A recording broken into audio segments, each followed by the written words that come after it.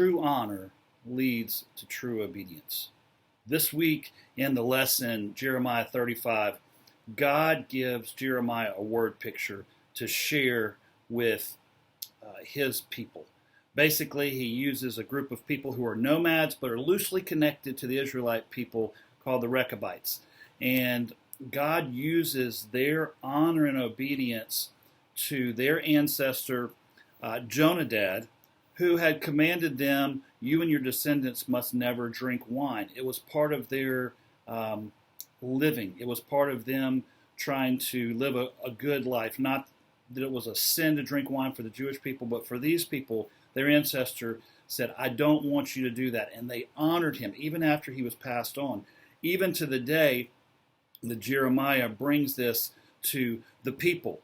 And God says to the Israelites, hey, look at the honor and obedience that the Rechabites show. Look at their example.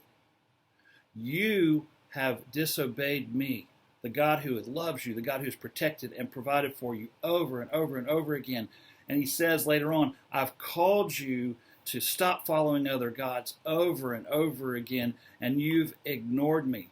But now we have an example right here of a group of people who are honoring their dead ancestors so much that they're obedient.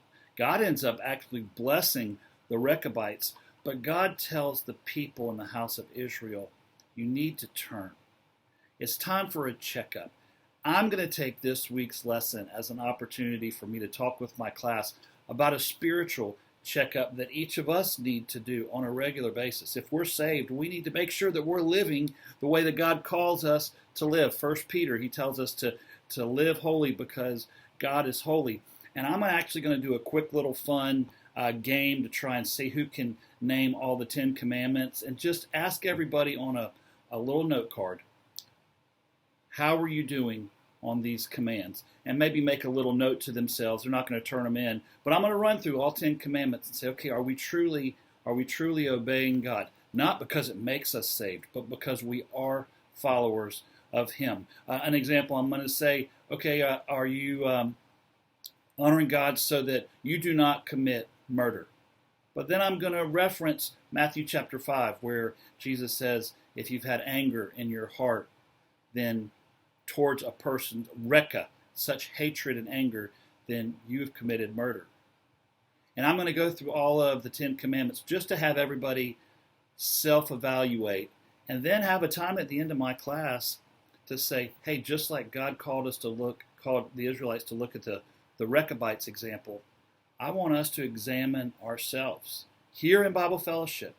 Now, I'm going to have a time of prayer, but a little bit extended time of prayer, and allow the people in my class almost a little invitation time for them to personally pray to God, say, God, I want to turn from this sin, or I haven't really been following you 100% in this area.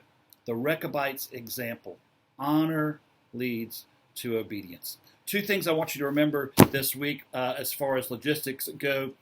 Number 1, Sunday night, 6 p.m. is our night of worship. I was at practice last night. I'm going to actually be singing with the choir. It's going to be incredible.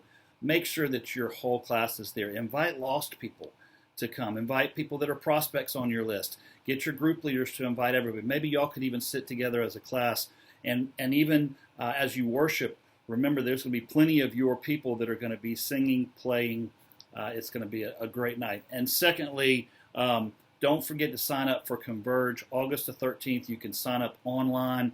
We need as many people as possible serving. And maybe even you go to a school or 2 or 5 as a class, and then have a little fellowship afterwards. That's what my class is going to do.